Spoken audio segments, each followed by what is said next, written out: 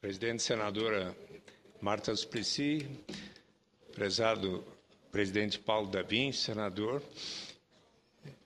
Ontem à noite, na comemoração da data nacional da Rússia, na Embaixada da Rússia, encontrei-me com o ministro Ricardo Lewandowski, que me deu uma boa nova. Ele acabara de vir do Supremo Tribunal Federal, onde, por unanimidade, 8-0, os ministros do Supremo haviam aprovado a legalidade de marchas relativas à maconha. Eu achei tão significativa esta decisão unânime que, de pronto, disse que eu iria saudá-la hoje da tribuna do Senado Federal. O Supremo Tribunal Federal, em decisão tomada ontem por unanimidade de 8 votos, liberou a realização dos eventos chamados Marcha da Maconha, que reúnem manifestantes favoráveis à descriminalização da droga. Para os ministros, os direitos constitucionais de reunião e de livre expressão do pensamento garantem a realização dessas marchas. Com satisfação, constatei que todos os ministros ressaltaram que a liberdade de expressão e de manifestação somente pode ser proibida quando for dirigida a incitar ou provocar ações ilegais e iminentes. Por esta visão que todos os ministros do Supremo defenderam, penso que devemos cumprimentá-los. O voto do relator da matéria, o ministro Celso de Mello, foi seguido integralmente pelos colegas. No seu voto, o ministro Celso de Mello explicou que a mera proposta de descriminalização de determinado ilícito penal não se confunde com o ato de incitação à prática do delito, nem com o de apologia de fato criminoso.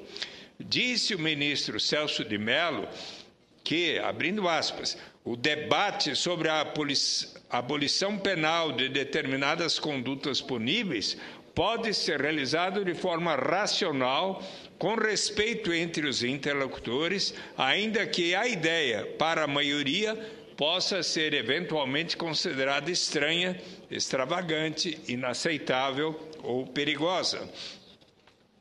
Além disso, o ministro Celso de Mello considerou que o evento possui caráter nitidamente cultural, já que nele são realizadas atividades musicais e teatrais que criam espaço para o debate do tema por meio de palestras, seminários e exibições de documentários relacionados às políticas públicas ligadas às drogas, sejam elas lícitas ou ilícitas.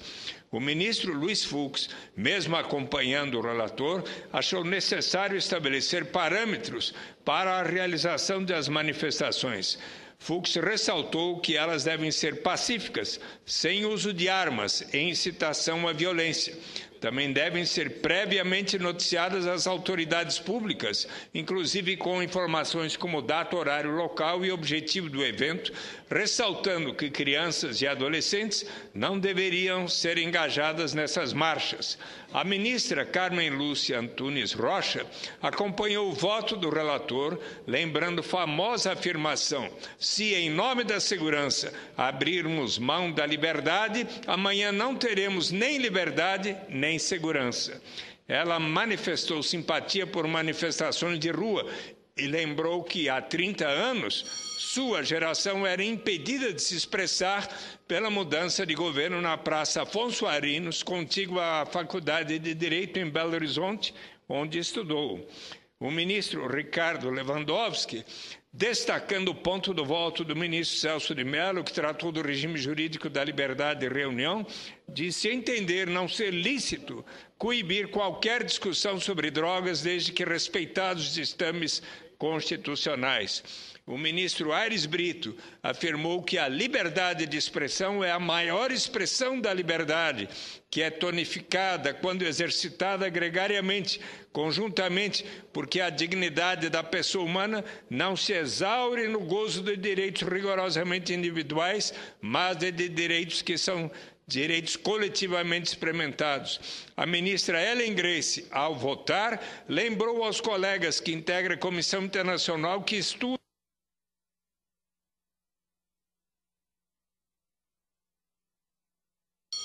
criminalização das drogas. Disse a ministra Ellen Grace textualmente: sinto-me inclusive aliviada de que minha liberdade de pensamento e de expressão de pensamento e de expressão esteja garantida. Para o ministro Marco Aurélio, as decisões do Poder Judiciário coibindo a realização de atos públicos favoráveis à legalização das drogas simplesmente porque o uso da maconha é ilegal são incompatíveis com a garantia constitucional da liberdade de expressão.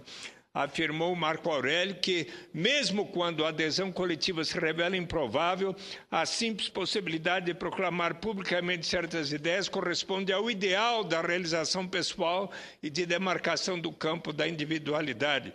O presidente do Supremo, o ministro César Peluso, o último a votar, salientou que a liberdade de expressão é uma emanação direta do valor supremo da dignidade da pessoa humana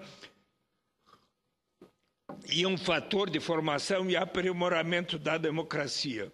Eu comungo da ideia de que a liberdade de expressão é fundamental para a democracia. Governos democráticos não podem controlar o que a sociedade escreve ou diz, pois são as ideias e opiniões diferentes e contrárias que possibilitam o crescimento de uma nação. A democracia é uma planta frágil que precisa ser cuidada. Isso depende da maneira como a sociedade a trata. Apenas um povo educado e bem informado, tendo livre acesso à informação, pode participar plenamente da vida pública. Considero salutar a possibilidade de críticas serem dirigidas a autoridades e a políticas insensatas e ditatoriais. Democracia, senhor presidente, é sinônimo de amplo acesso às ideias, dados e opiniões que não podem ser sujeitos à censura.